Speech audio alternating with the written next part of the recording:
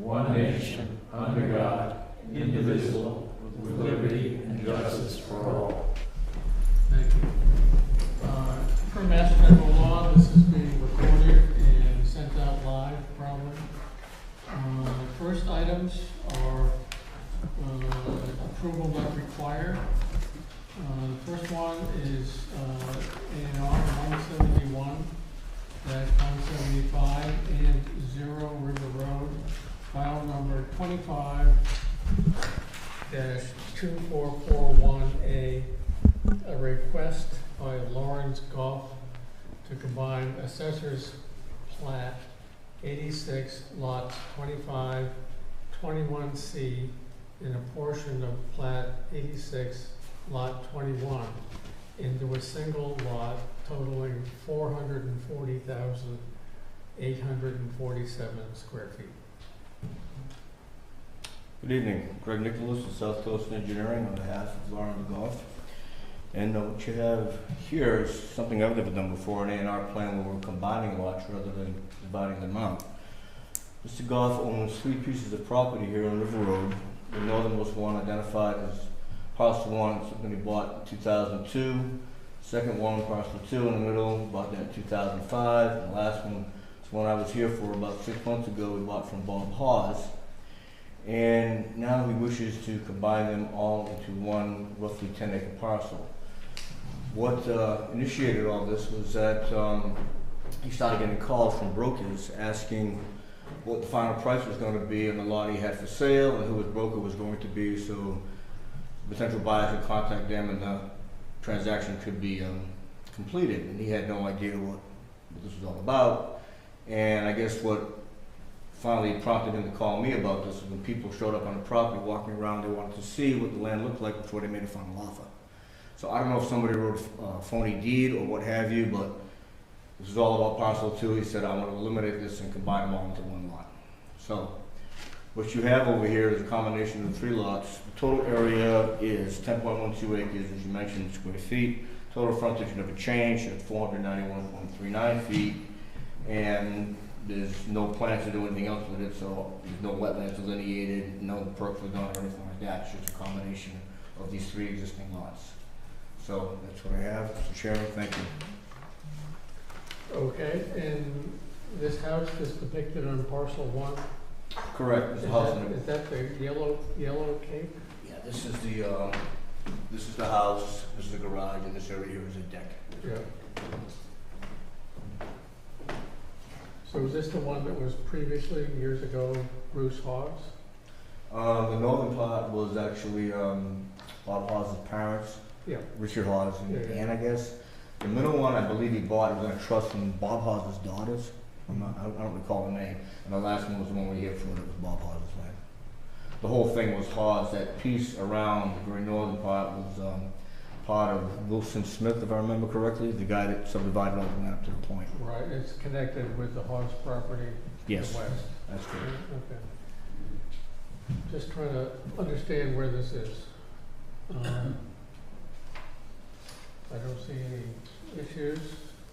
Mr. Chair, do you, The lots shown on the plan front on River Road. All 3 parcels meet the minimum requirement of 150 feet of frontage on River Road, as does the ending parcel. The existing way is maintained by the town, sufficient access provided, and the lot intensity regulations are met and they do not cross wetlands. So staff feels that it meets the criteria for an A&R endorsement and recommends endorsement of the plan. Okay, so I would entertain a motion. motion, Mr. Chair? Yep. As was said, this is backwards from what we usually get. Yeah. So I've never done it before. I think it's great to see this. So I would move to endorse approval not required plan submitted by Lawrence Goff to merge Assessor's Plat 86 lots 25, 86, 21C and a portion of 86, 21 as shown on Plan Book 189, page 11, into a single lot totaling 440,847 square feet with the address of, well, this would be a mouthful on envelopes, 171, 175, and 0 River Road, because it complies with Mass General Laws, Chapter 41, Section 81P. Second. All those in favor? Aye. Thank you very much. Thank you. Thank you.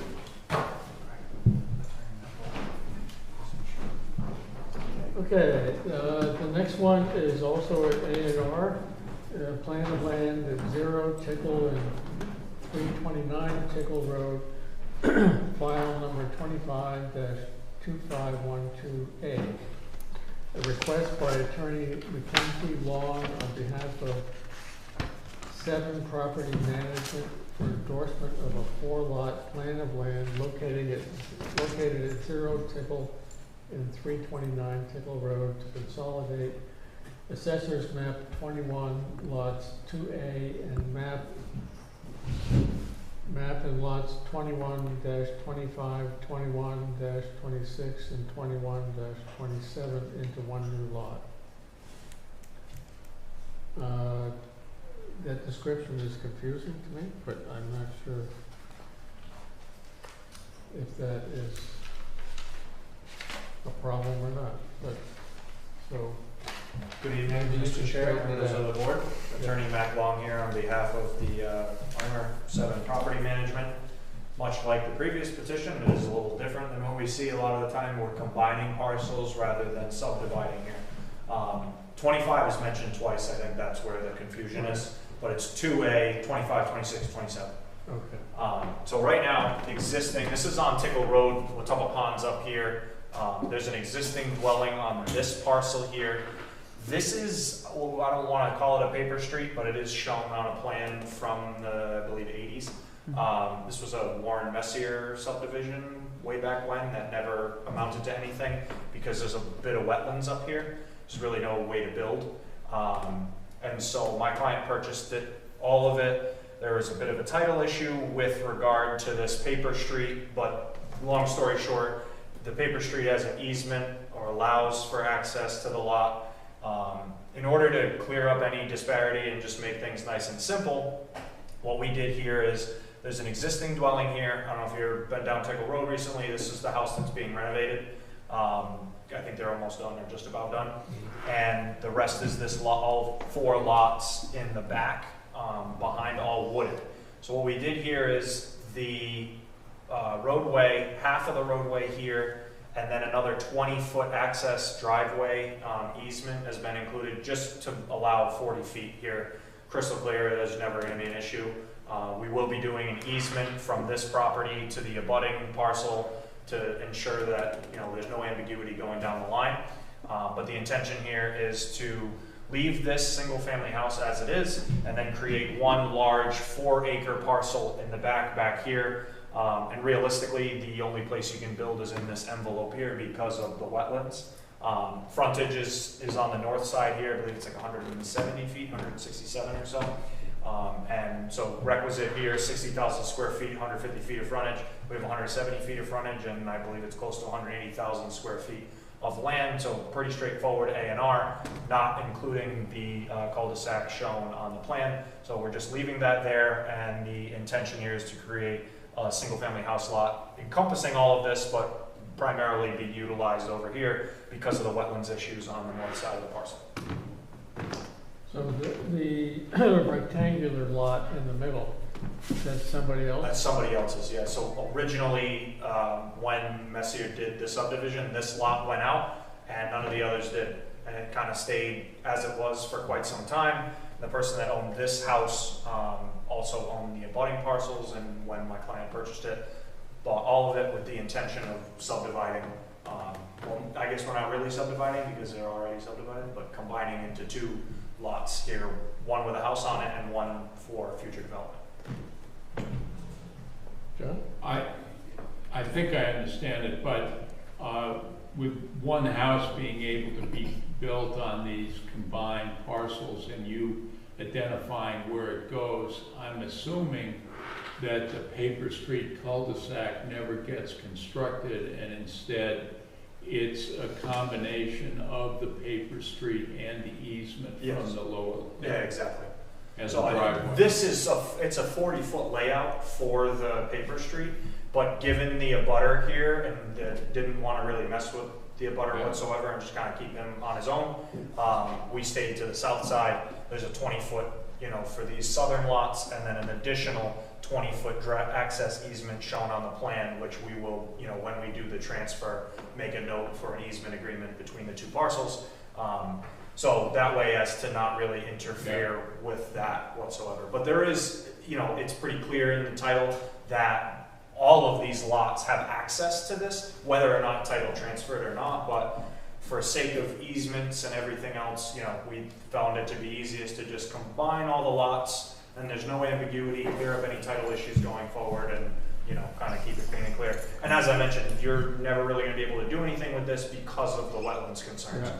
So, but who owns the cul-de-sac?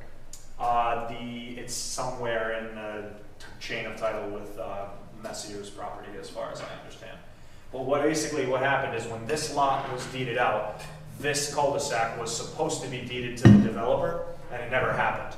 So there is mention of it, there's mention of easements, there's notations in the deeds for access, so everybody can use it, but the title never transferred, and because it was never constructed, we're kind of left with this, So did either of the existing house that's on this property, or the one, These the two. big one, did either of them use that road? part of the driveway for this parcel does go over that access easement. So because it's never been legally taken care of, does the property owner with a rectangle own halfway?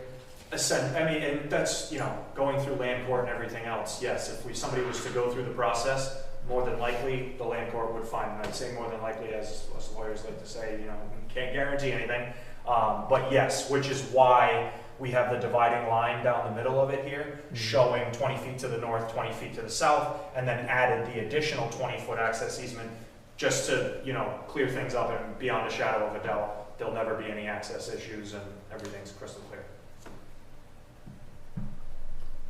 So just, You said this is crystal clear? This is Well, not.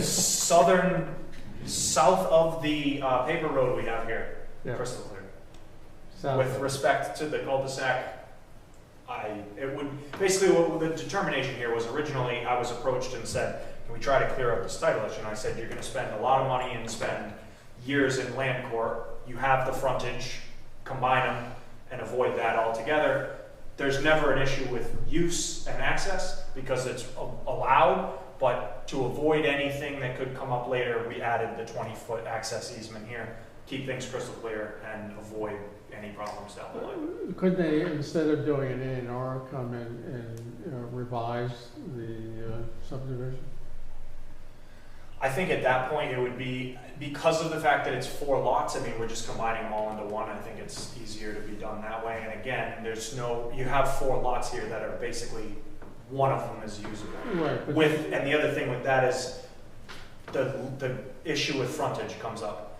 Because of the ambiguity with the cul-de-sac, it begs the question, do you actually have frontage on a way that was never accepted by the town? Hence, the frontage on Tickle, to avoid that issue as well. well, just, so on the northern, the note on the northern half of the cul-de-sac Yes. says, I'm reading it, my area of proposed road noted on Plan Book 102, page 18, to be conveyed from David and Eileen Thadeau to Yes. C&W Realty Trust. That was, Is that the owner? that's from back in the 80s when the original subdivision was created, and it was supposed to be deeded out and it never was. So that's where the title issue comes up. So, that was my understanding, that all of these, the detail A and the notes and the lines and all of that little detail A stuff, all of that falls out of the original subdivision Yep. and has nothing to do with this Nothing, consolidation. exactly. Now, who owns the way, who has rights in the way, is all No, moot because the consolidated lot that you're proposing has frontage on a public way. Exactly. So it Yes. is, while it's an odd horseshoe shape, it's certainly a building lot. Yes, Mhm. exactly. So, the big rectangle gets their frontage from the cul-de-sac road, right? I mean, when the plan was submitted, I think we could make that argument. And again, this is where we get into the weeds of it, because there is a paved, as you can see, it's notated on the plan that there is a paved driveway. Also, when this plan was created, I'm pretty sure frontage was less than, What it is now. Yeah, exactly. What day, Probably. what was the date? to be honest with you, I don't recall off the top of my head. I think it was in the 70s, 80s at that point. So subdivision control was just kind of coming into effect at that point. But they have 97 feet or so frontage on Tickle Road as well. So I understand what you said in response to Mr. Taylor's question, but I still don't understand or don't you know who owns the northern part of it? It's Who will own it or does own it?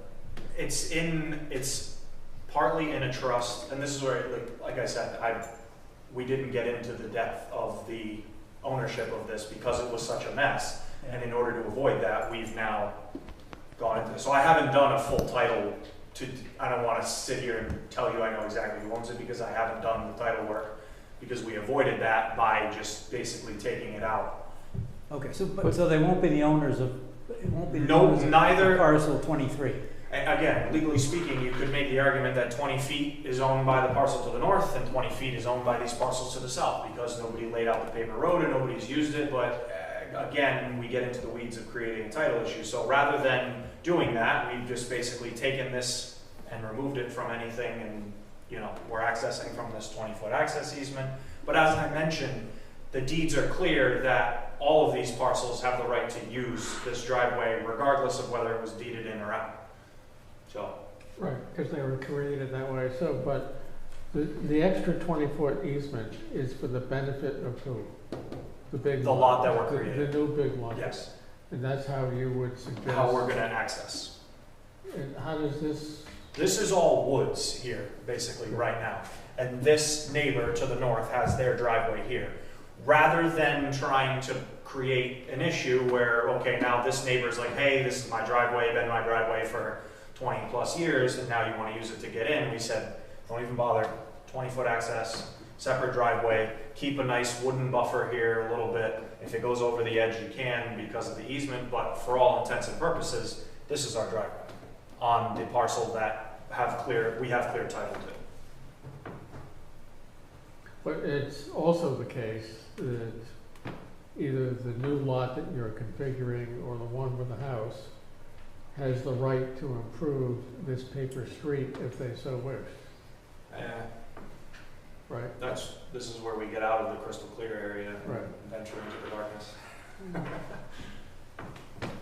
But What why would I'm that? just trying to figure out is if we're helping the situation by granting the A&R. I think we're helping the situation immensely. Tremendously and immensely together. Yeah, because once this is combined, as I mentioned, you'll never subdivide these lots, back to what we have because of the wetlands concern. So you can never meet current criteria for a buildable lot because of the upland requirement. And then furthermore, we avoid this altogether because you have an access easement here, frontage on the north side, all is well and fine, and we really don't deal with this. So in my opinion, from a legal standpoint, this was the easiest and least path of resistance to solve the problem that we have here. Okay, planners? Yeah, so, yep, this was kind of confusing at first, but the ending lot in question will front on Tickle Road, and this combined lot will have adequate frontage, Tickle Road has sufficient grades, sufficient width, and adequate construction to provide for the needs of vehicular traffic and installation of services, and after the combination, the lot in question will meet the intensity requirements and minimum lot regulations. There's about 54 1,000 square feet of wetlands on the property at that back end. So staff finds that it does meet the criteria and recommends an endorsement. Do you want a motion, Mr. Chair? Please. I move to endorse the approval not required plan submitted by Attorney Mackenzie Long on behalf of 7 Property Management for property located in 0 Pickle Road and 329 Pickle Road. The plan proposes the consolidation of Assessors Map 21, Lot 2A, Map 21, Lot 25, Map 21, Lot 26, and Map 21, Lot 27 into one new lot. I do this because it complies with Mass General Laws, Chapter 41, Section 81P. Second? Any comments? Questions? All those in favor? Aye. Thank you to the board. Thank you. Have a good night. So You too? Okay, next is Bentley Estates 2, file number 15-009C, site visit sidewalk update. Hey all, so on October 16th, I conducted a site visit to Bentley Estates. This is just to assess these ongoing construction and installation of these sidewalks, which as a reminder are being installed after the fact and must fit into the existing roadway and parcel layout where houses are already built. So there were many resident complaints about the installation, in particular the Cape Cod berm. We kind of went over these five complaints last time. So the berm has been reinstalled to be more uniform than the previous installation. The visual of the sidewalk and the grassed areas appear to be neater and straighter compared to the snake-like form of the previous installation. The grassed areas are growing with adequate cover, gaps, incorrect boards, and grading issues to the side of the sidewalk have been addressed. The overall appearance is more even, level, and uniform, and I've included some photos in attachment A. So I was pleased when I saw it. I thought that it was a huge improvement compared to what we had seen at Bentley earlier in September and early in October. So I was happy with that update. I had called the developer Bob Kufori, and he encouraged me to go out and see, so I did. We're still waiting on another update from Derek Mello, but this is my update for you guys. Okay, thank you. Yep. Do we expect they'll be out shortly this year or inspected? Yeah, he's kind of catching us up on a couple other things. I can ask him. Yeah, I can get him out there in the next 2 weeks then. For the next meeting, for November 18th, we can have another update. Okay. Is it their opinion that this is complying with our regulations and approved plan Yes, or amended plan? yes, they still have to do Wayland Way, but so far so good. Especially the fact that they went back and reinstalled that Cape Cod berm. I thought that was I wasn't sure how they were going to carry that out and if they were going to be able to address how poorly it was installed at first. So I was happy that they could go back and do that, and hopefully the continued installation will be, taken with more quality and more care, and they won't try and, I'm not sure what happened first, but hopefully that won't be repeated. Okay. Yeah. Okay. Next is 2 Cheryl's Way, file number 25-006, SPA-minor-MOD. Final as-built review and release of consultant review fees. Sure, so Field Engineering has given us a final as-built review of the site plan for 2 Cheryl's Way.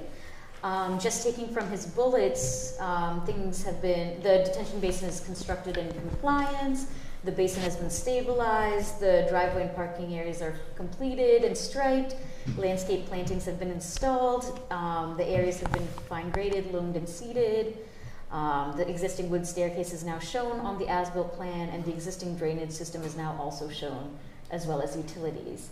So what needed to be addressed on this as-built plan were landscaping, roof recharge, and the wooden staircase. All have been addressed and incorporated. The final note about stamped plans, I think there was just a mistake. We have stamped plans in office, so we do have officially stamped engineered plans in office. So after seeing this review, we would like the board to recommend the issuance of a permanent occupancy permit to the building department for this and to release the CR fees once we pay out any outstanding balances. You want a motion? Sure. I just have a question, please. We don't have, unfortunately, I don't have the plans. I do remember this, and I remember we discussed many aspects, including the landscaping. Mm. And I could be wrong, but I thought we had stipulated some screening in front of I think it's a chain link fence on the south end, just in front of the building, between the route, between 177 and the building. Mm. Yes, on the south end of the building, I guess that's south, there's this crushed stone that wraps around the building, right? Mm. And then there's a chain link fence. And I thought we said we wanted that planted to give some screening, so you weren't looking at the chain link fence, and they were gonna store a lot of equipment Right. back. That was the purpose of putting the crushed stone behind there. Right. And so, I could be wrong, but Yeah. in the we don't have I wish you'd brought the plan The that we previous plan. approved, Right. and we could tell. I'll have to check on that. Okay, yeah. I can pull the plan up. Okay, sure. And was the wooden staircase, I can't recall that either, but Yes, they had forgotten to include it on the previous plan, so it needed to be incorporated. They didn't have it represented, so they put that in now. It was an existing wooden staircase. yeah, well, I only bring it up because I've driven by there a couple of times and I Yeah. said, geez, I thought we wanted some screening to, Okay. So you wouldn't be looking at that storage area from the highway. Yeah, let's find out. Yeah. I can't remember how high this block wall is on the west side with the chain link fence. But there's both things, so I assume that the chain link fence is going on top of the block wall? Mark, where were you? I'm not sure. I have the plan from the minor site plan amendment up here on the screen. Say it again? I have the plan from the minor site plan amendment when they added on to the commercial structure. So you were saying that there was supposed to be screening around this crushed stone area? No, go No, to out towards the street. Go down. Closer to the south. street. So Now this is just the minor site plan, so let me pull up the plan Yeah, from to the, right of the building. pull up the plan before that. Between 177 and the building. Mm-hmm.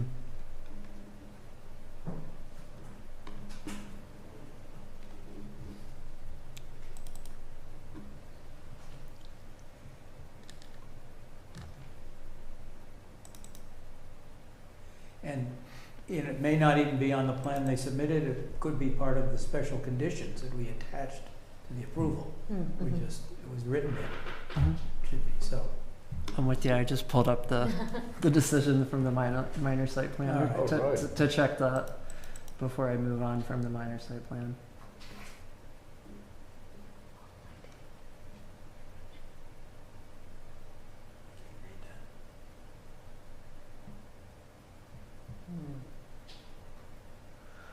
The only thing relating to landscaping on here is that it says street trees and other landscaping shall be installed in accordance with the approved plan and details. So I think we need to pull up the previous plan.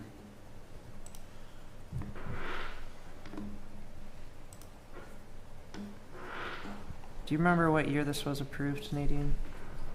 I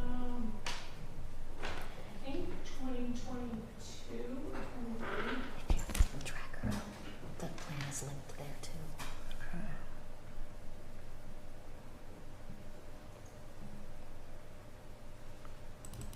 It's called Silverback Construction. Mm-hmm.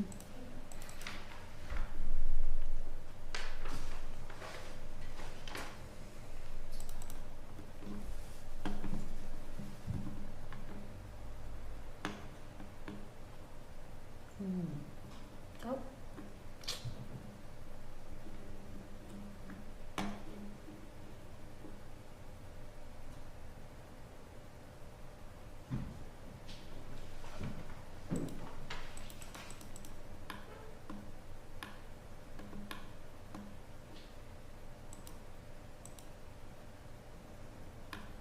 So this is the landscape plan from the planning board's approval in 2021. Joe, it shows the parking lot screened, but not really the crushed stone area. There's some screening right here. where Yeah, your that was crushed to shield it from the adjoining property. Yeah. But then they extended the crushed stone around, to wrap around the east and south sides of the building. You see, originally it was that chain link, that rectangle up Right. above. Mm-hmm. And then they said, no, we want to have the ability to store behind the building. And On the conditions, right there? No, on the plan, on the right hand side. Isn't that the That's just the conditions? planting notes. Planting,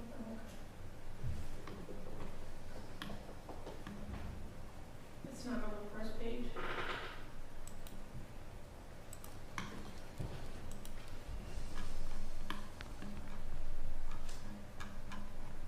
I can just pull up the.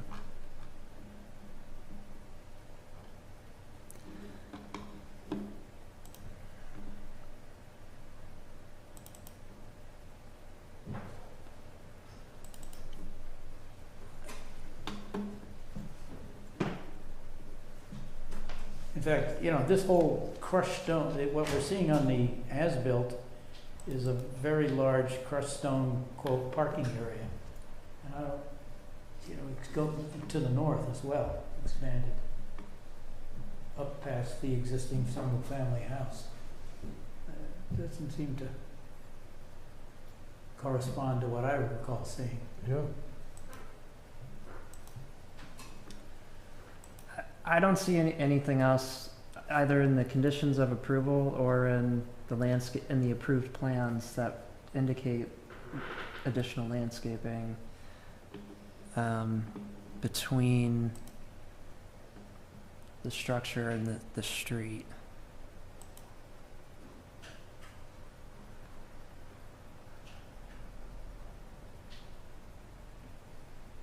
Can you pull up that plan that did show partial landscaping?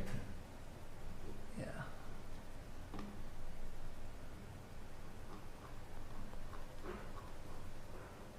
Yeah, so that one. So I'm confused because that shows some planting, I think. Is that a building up to the north? Yeah, it's a house. Right there. What is this? That's a fenced-in area on the northeast. Yeah. Yeah, That was their original proposal for a fenced-in Yeah. storage area. Okay. and so they're showing, I think that's a symbol for some kind of hedge or tree planting, to shield the fenced-in storage area. But then what they built is not a small fenced-in storage area, but a large crushed stone area that's about 5 times bigger than that. And it also goes all the way around the building, well, except for the front parking. So, that's not really what they said they were gonna do. Is this in the verbiage of the second decision? Because they came back and asked for,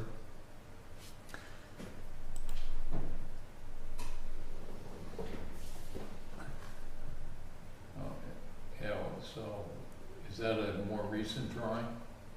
What does that show? That's the That's, as-built. that's the as-built. This, Oh, is this? I don't, I was under the impression that this crushed stone parking area was supposed to be removed from the plan because they didn't receive a site plan amendment for this.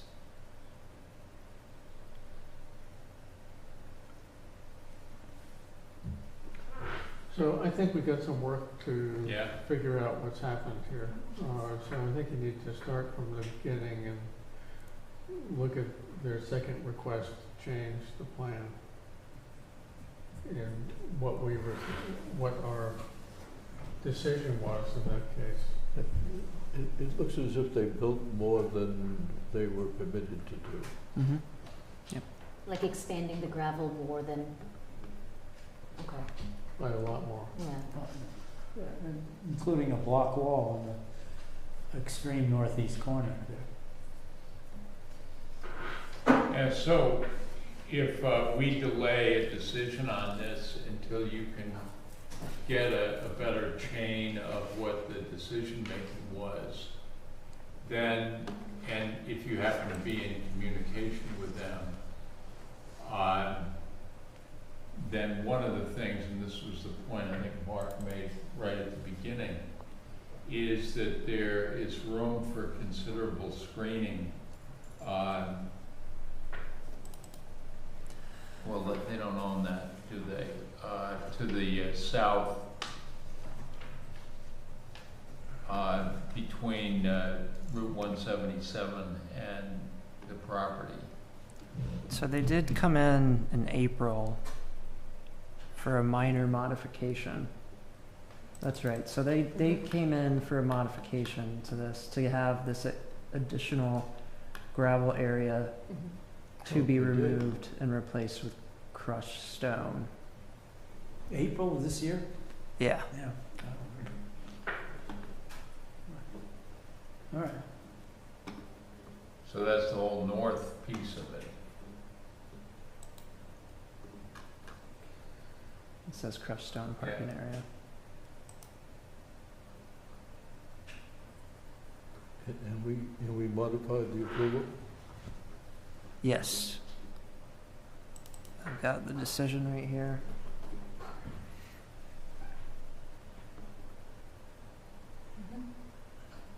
It was filed with the town clerk May 1st. So when did we give approval to extend the crushed stone or whatever it is around the building to the, along the east and south sides? I mean, it's shown here, but was that part of the second amendment? That is Yes. part of the Second Amendment, yes. So can you go back up to the findings of fact? Is there anything in there about screening?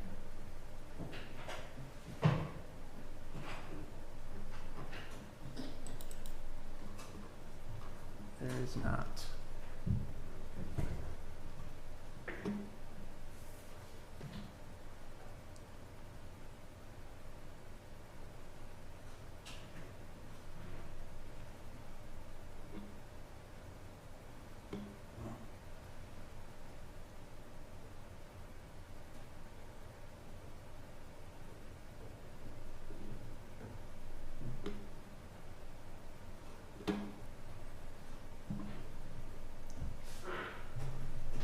I can't read that, so I hope somebody else can. Yeah, it doesn't seem to address it. The motions don't address it, the finding of fact don't address it. There's no requirements for Yeah. additional screening. Yeah.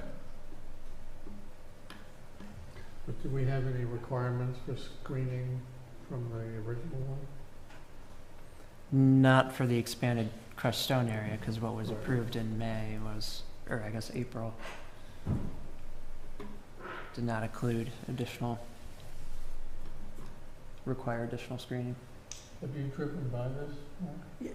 Well, I mean, yeah, on 177, I didn't stop or anything, but it just caught my eye because it was something that we've pretty consistently here at the board have asked for screening from a public way like that, if it's, if you're screening off a storage area. Mm-hmm. But if the facts are that it was never included, then so be it.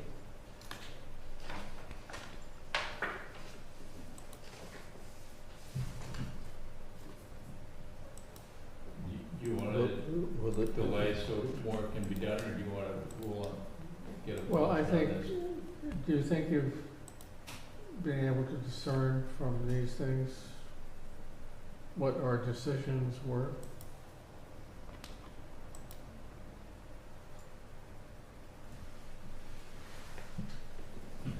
In regards to what?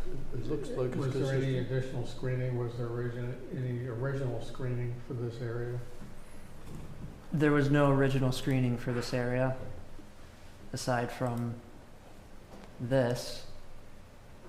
That was initially where their crushed stone area was. And that is right here. Right, because we thought that was gonna be the only storage area originally. And then I guess when they came back with this plan, I simply don't recall it, but if the facts are that it was approved that way, then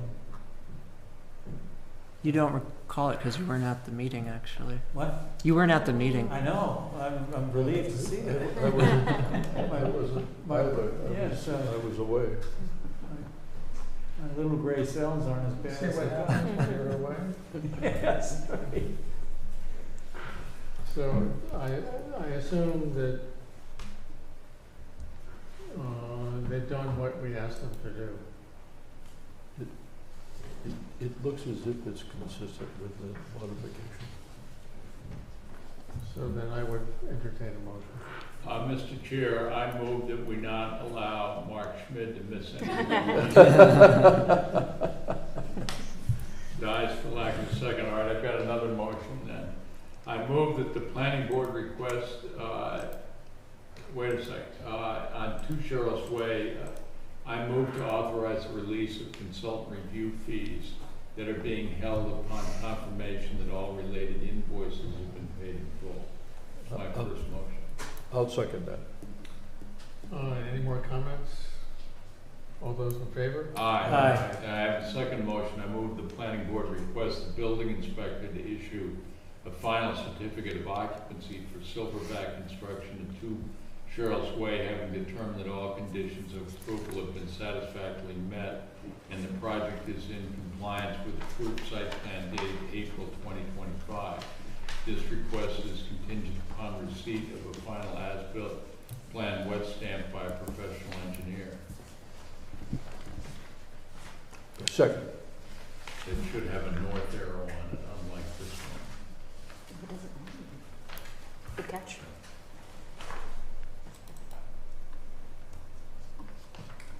We have a motion and a second. All those in favor? Aye.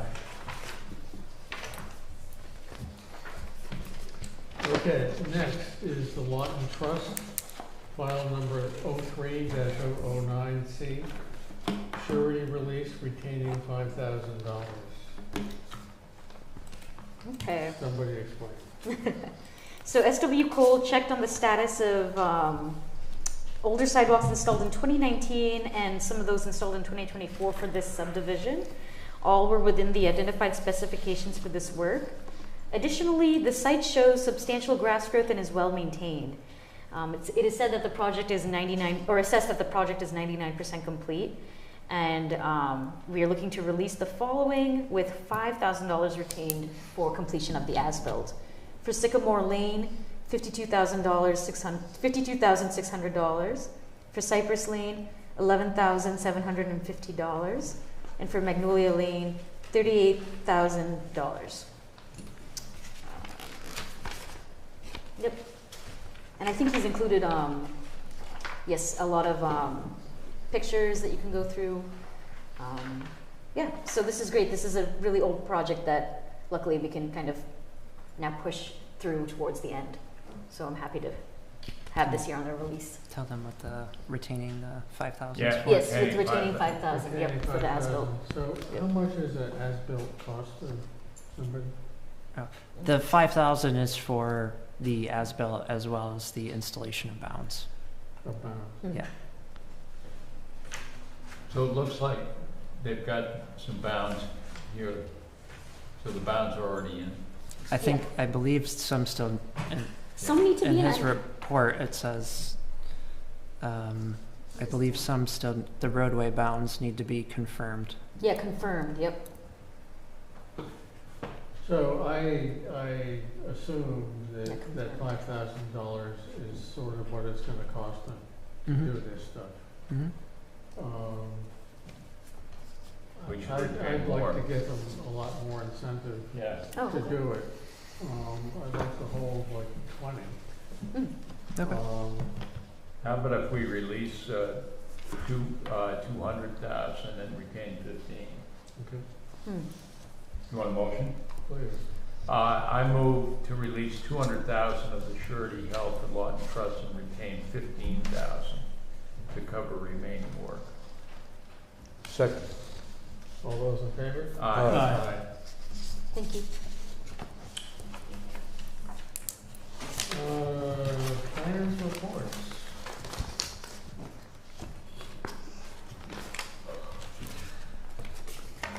All right, an update, well, this is a quick update from the Climate Resilience Committee, but unless, John, you have anything else you'd like to add, but the next meeting is going to be on November 20th, and what they're going to be reviewing is the recommendation matrices that UMass Dartmouth pulled together. Jeff Canton is going to rework the recommendation methodology somewhat, because the methodology that they used ranked many of the recommendations up ranked between 50 and 100, and when you have more than half of things ranking between 50 and 100, you kind of need to go back and reprioritize some of the things that fell in the middle. So that's what Jeff's going to be doing. He's going to be reworking that, and then the group will review these recommendations at that meeting. Yeah, I'll just add one thing. We circulated to the members of the CRC the draft hazard mitigation report, which has a lot of overlap in terms of recommendations to the town. And it also has kind of a different way, or it's not just a single way, different ways of assessing relative risk than climate resilience. And so we're thinking about, okay, these are all town reports, that they all get presented to the Board of Selectmen and the public. We shouldn't try and confuse people too much, and where we can have consistent recommendations and consistent ways of figuring out priorities, that would be good. Now, the problem is that UMass Dartmouth said we want a system that's consistent with the way the state does it. And hazard mitigation uses various forms of assessing depending on what the risk is. So it's impossible to be consistent with everything. And so that's why we said to Jeff Canton, we're glad this is your problem, Jeff, and not mine, to figure out the best way to do this. And so he's going to come back on the 20th.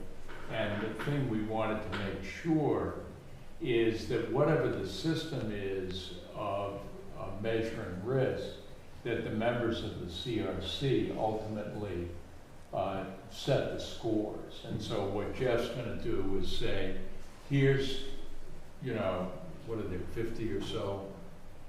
Here's one of them. And here's what the score is. Does anyone want to change it? Mm-hmm. And if someone feels strongly that it should be a higher priority or lower priority, they can make that argument. And it may be that in a lot of the 50 people will say, no, let's move to the next. Mm-hmm. But that's an important meeting on the 20th, because you're really saying, high priority versus low priority, and that's going to be significant, I think, as people read that. So, yeah, important meeting. Yeah, I'm glad you brought that up, because I was thinking there must be a lot of overlap between these two reports.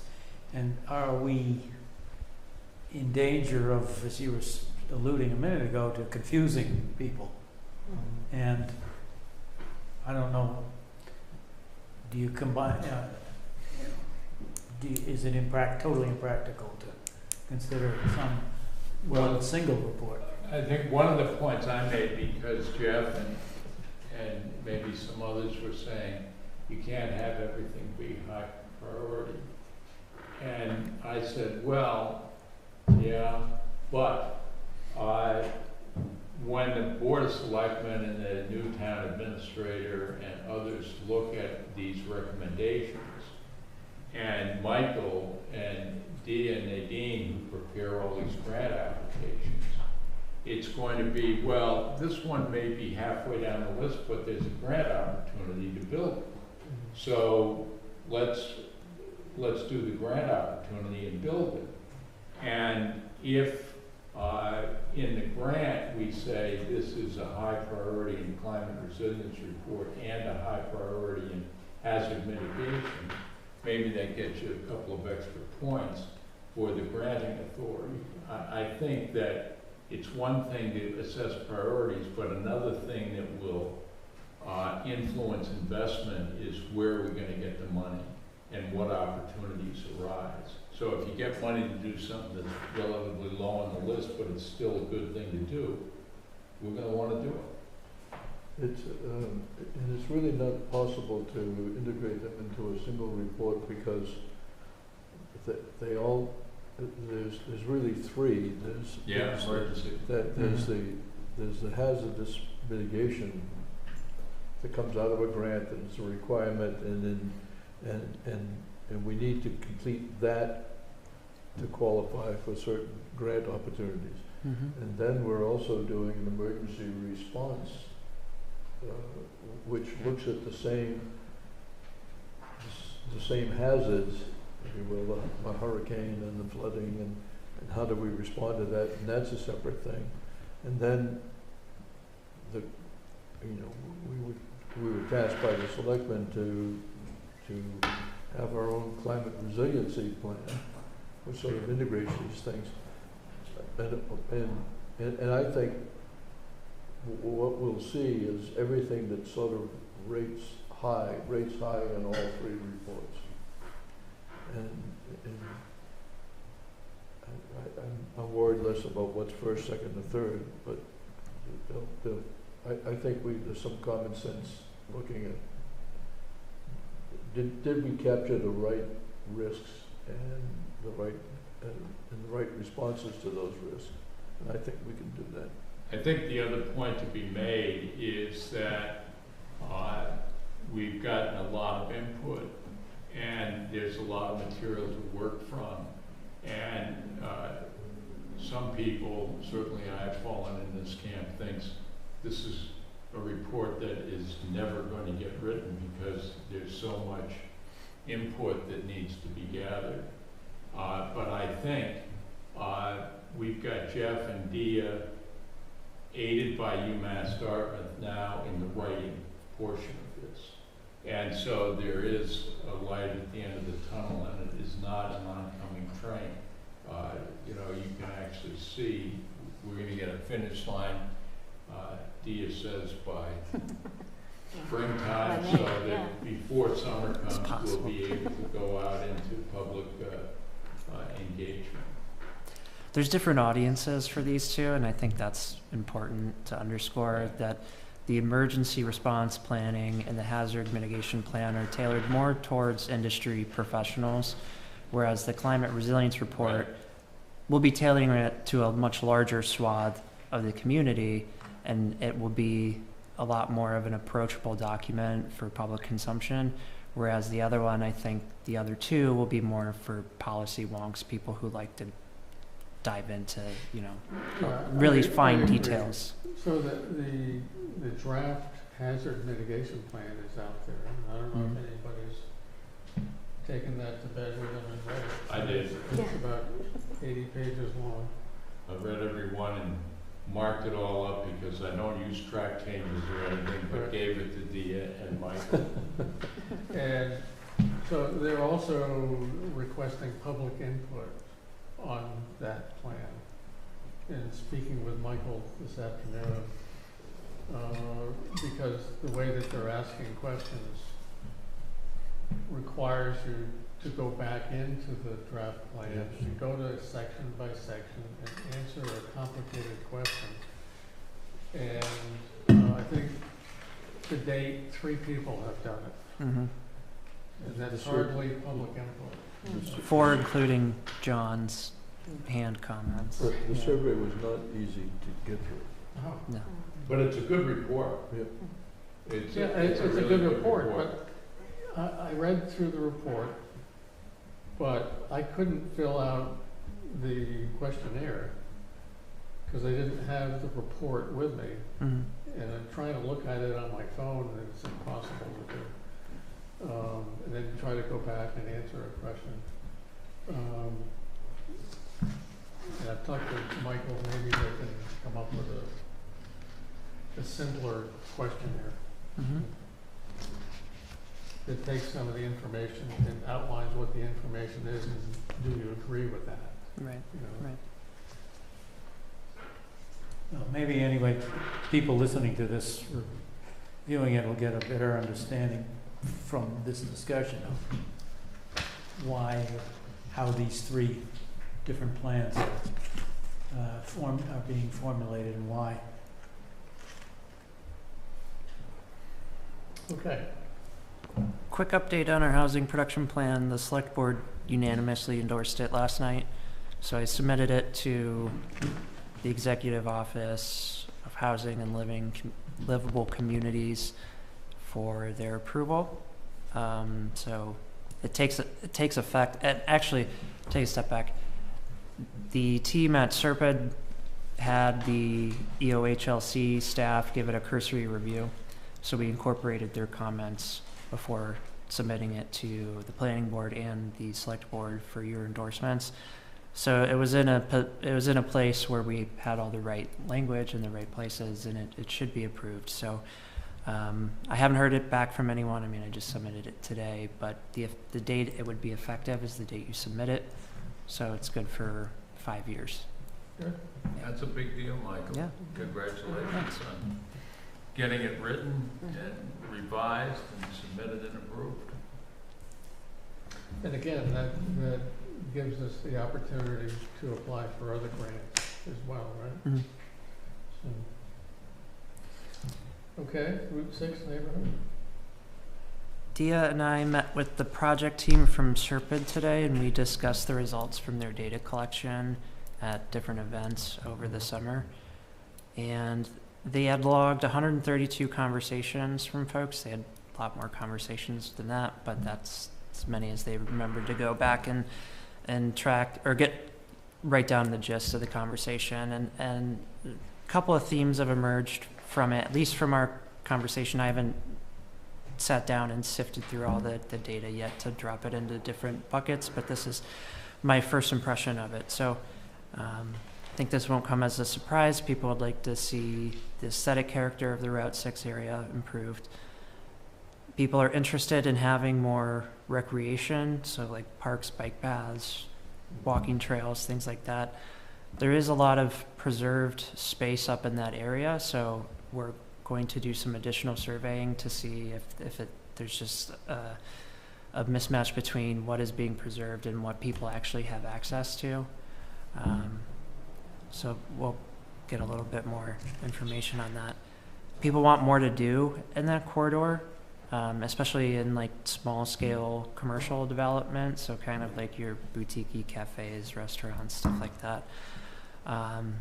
The commercial development people desire is not the big box store type of development that you see in nearby in Dartmouth.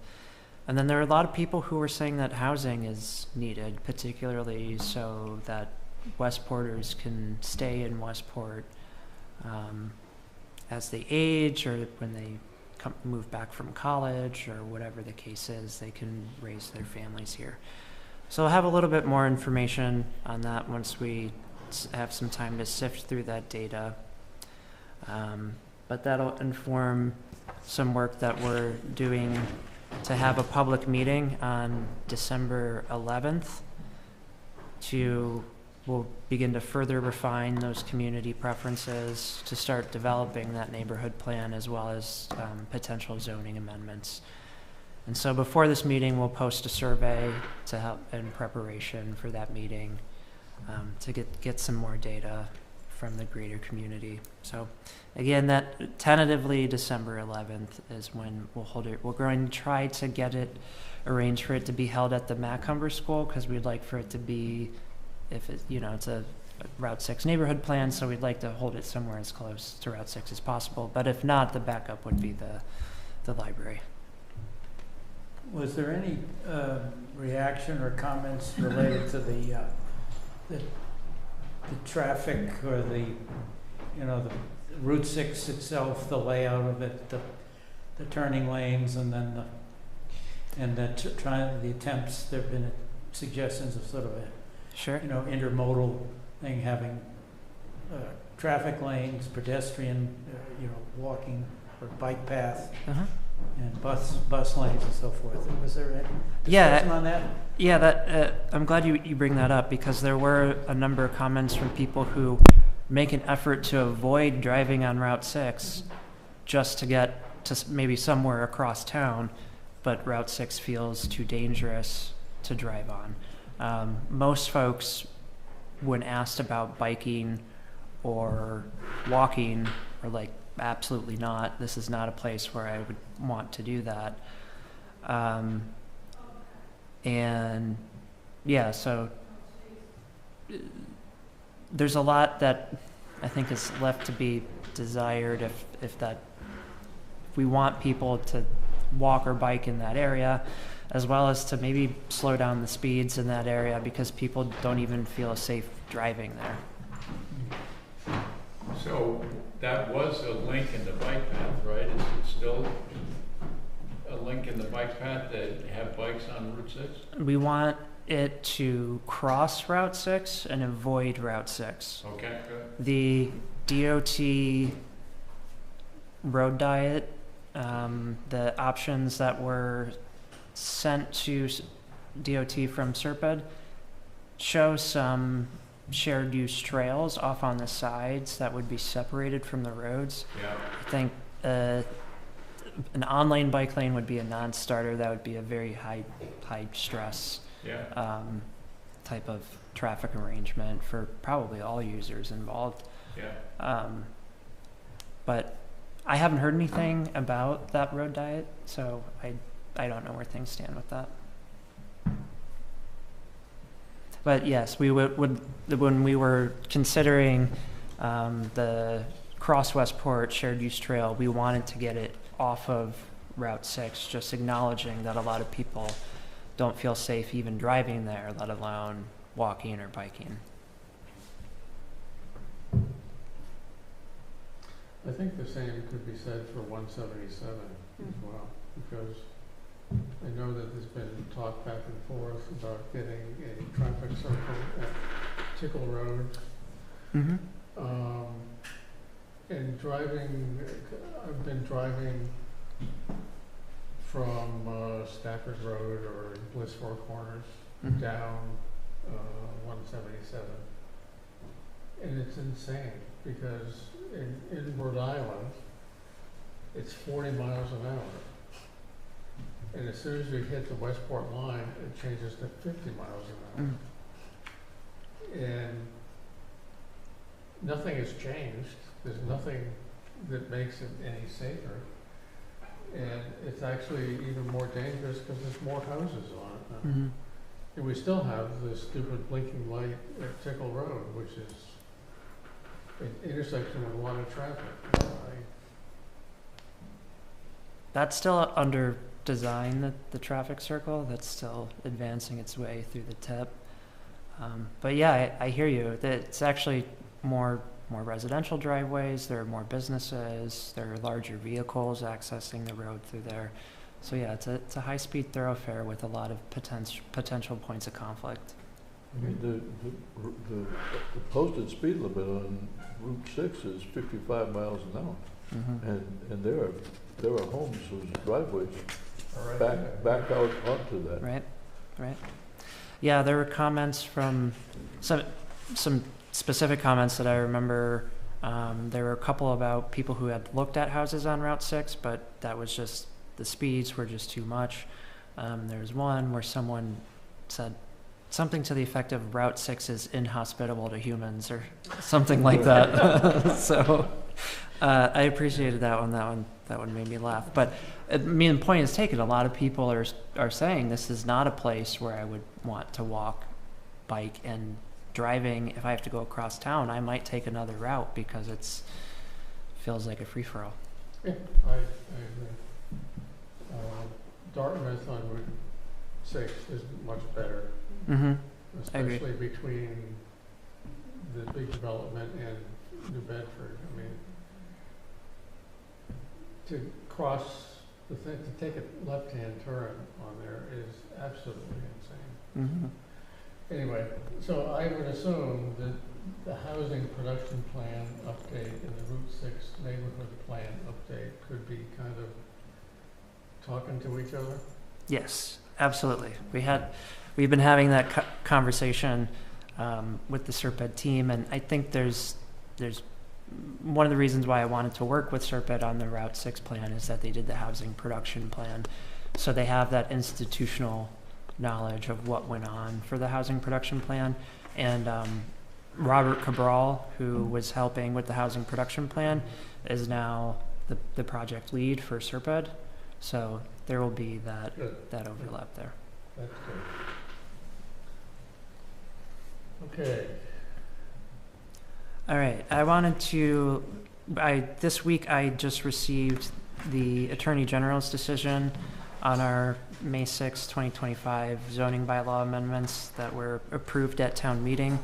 So the short of it, it's a very long letter that we had received, but the short of it is that the short-term rental bylaw was approved.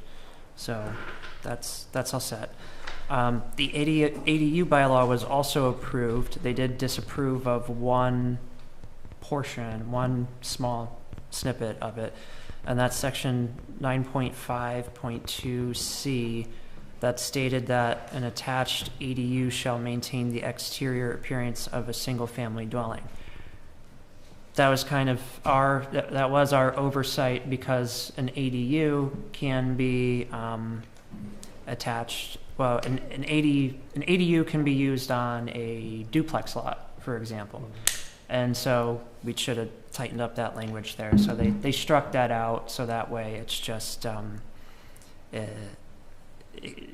inclusive of other types of dwellings. For town meeting, I think we should modify it to principal dwellings so it's consistent with the definitions in the zoning bylaw. So that's something to think about. But so in terms of town meeting, do we just come in with an amendment to this based on the Attorney General's ruling, yeah, which would be very short? Mm-hmm. Or do we have to go through and show them the whole ADU section? It would be the former, so we're just doing one small line Amendment. revision. Yep. Okay. Then the bulk of this letter related to the dimensional requirements in the ADU bylaw, and that the dimensional requirements cannot be used to unreasonably prohibit or restrict ADU development. And that's because ADUs are now protected under the Dover Amendment. So if the town's application of the dimensional regulations is found to be having a burdensome impact on accessory dwelling units, it could be found to be an unreasonable regulation by the Attorney General or by a community member who decides to file suit. The person who they advise that the building inspector should be showing discretion when reviewing accessory dwelling unit applications to prevent unreasonable situations. And there's a whole backing of case law in their letter to us. And I think this is a place where we should take their message, talk to town council, and work out a way that we can distill the spirit of what they were advising us of into the zoning bylaw, because to review ADUs and have to go back and refer to all this nuanced case law. It just will get really complicated. Well, I think it's gonna be very difficult for the building inspector. Right. Because he's used to going, does it fit the regulation? Mm-hmm. Does it fit our bylaw? Does it fit our dimensional things? Mm-hmm. And it's either yes or no. It Right. isn't, well, maybe we should, it doesn't, but maybe it's okay. He's not Mhm. gonna make that determination. So can we leave Right. the dimensional requirements as is and have the building inspector apply them? Because I agree with the chairman, he wants to see something that's specific that he can say, yeah, that meets it or doesn't meet it. And then, see if that provision is constraining the construction of ADUs. And if we're noticing, we don't know how many ADUs we expect, therefore it's hard to say, well, this is below expectations because we haven't set out our expectations. And if there are fewer ADUs that are being constructed than people expect, then you could say, yeah, but interest rates are up or the economy's down. I mean, there could be any number of reasons for that, not the dimensional requirements. So I mean, I think we just leave it the way it is and then see whether or not someone is making a case that this is discouraging ADU construction. Well, we could alert the building inspector to keep tabs Yeah, of how many is people coming to him and say, can I do this? And he says no. Mm-hmm. Keep track of that yeah. and why, you know.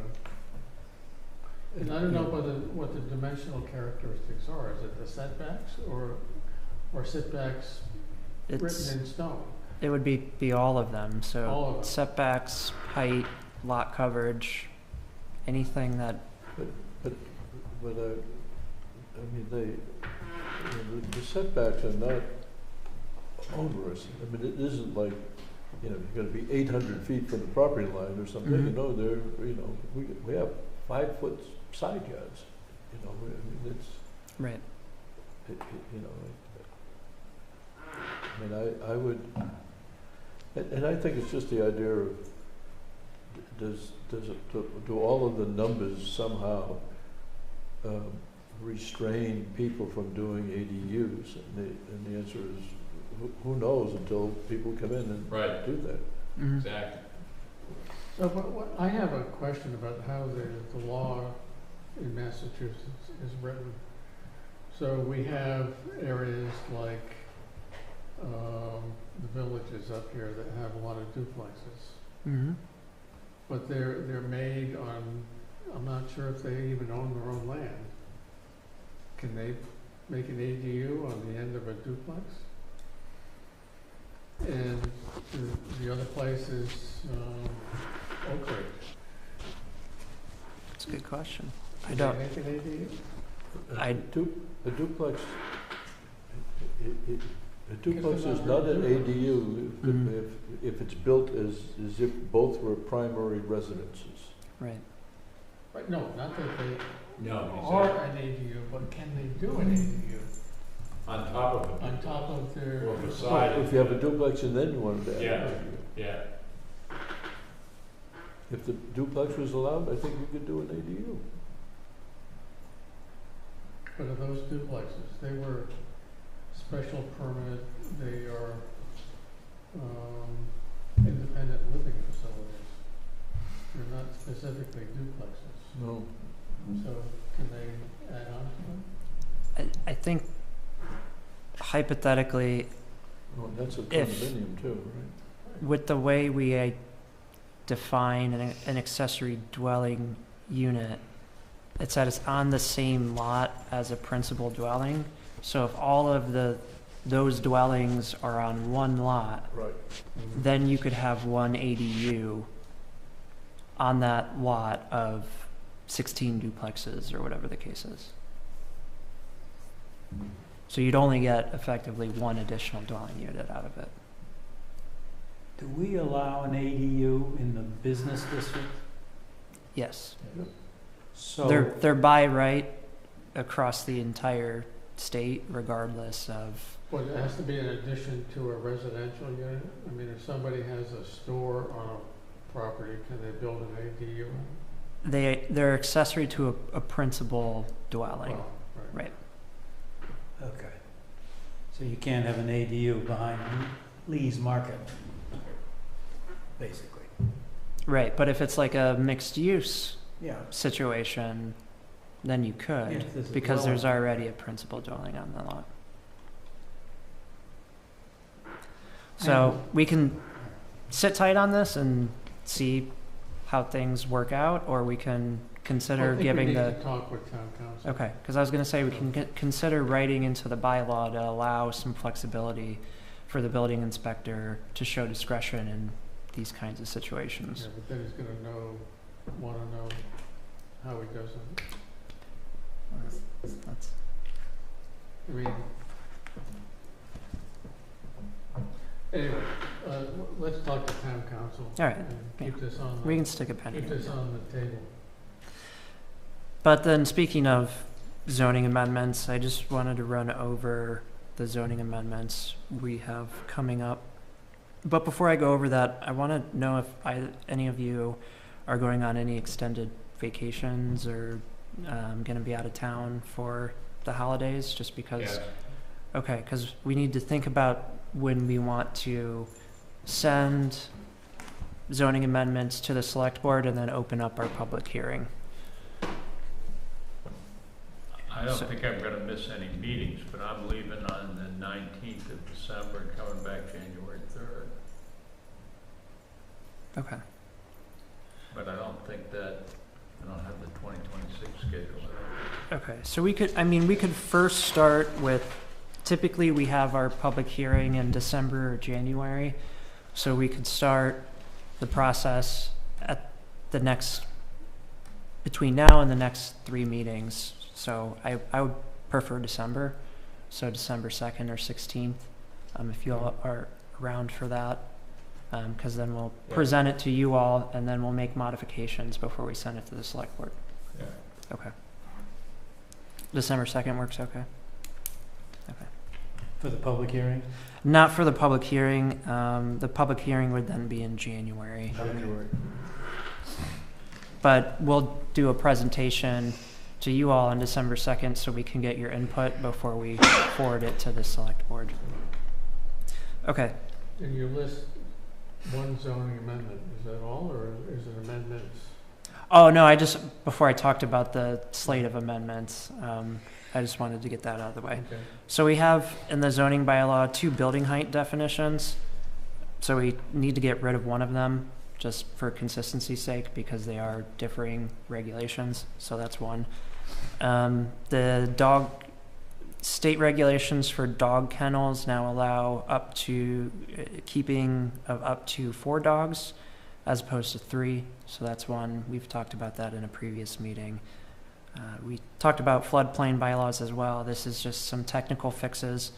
Some dates, definitions need to be slightly modified, and then there's some other references that are in the bylaw that are either obsolete or need to be updated. So we'll do that. And I've already sent the draft bylaw to DCR for them to review, and they've given us the thumbs up on the bylaw. So that conforms to what the state's model bylaw is. And then we're working on a draft bylaw for scenic roads. That's in progress. It wouldn't be a zoning bylaw, but since we're talking about zoning amendments, and it would probably end up being the planning board's responsibility to have hearings for the scenic roads bylaw. That's why I bring it up now. And we'll have to have it ready in time for town meeting. And then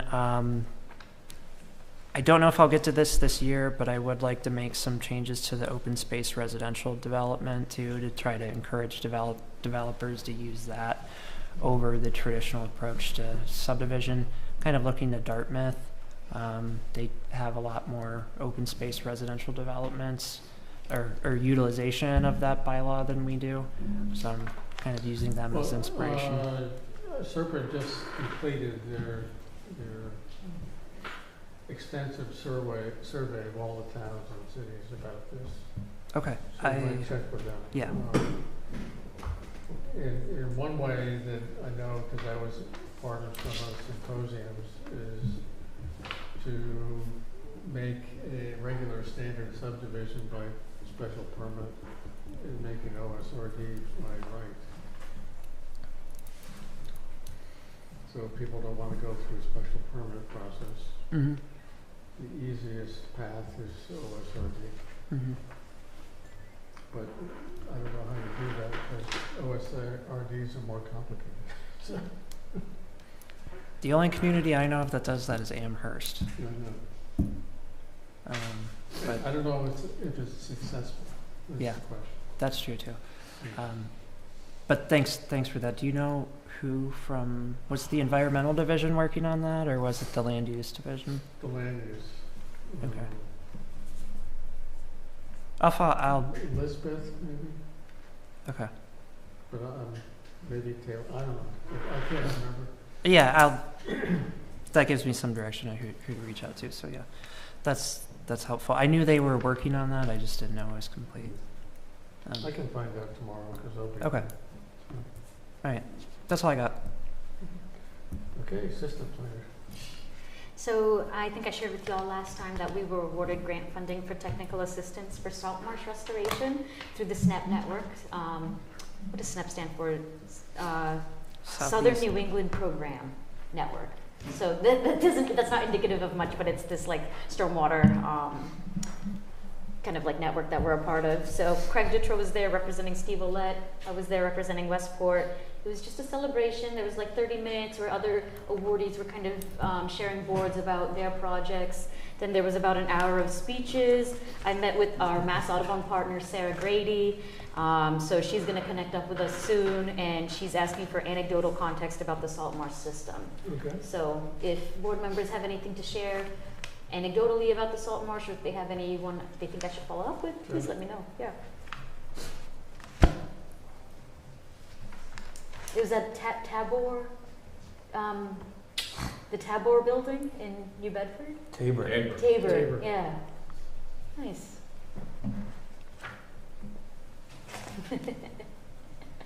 I'll get it right. Tabor Academy.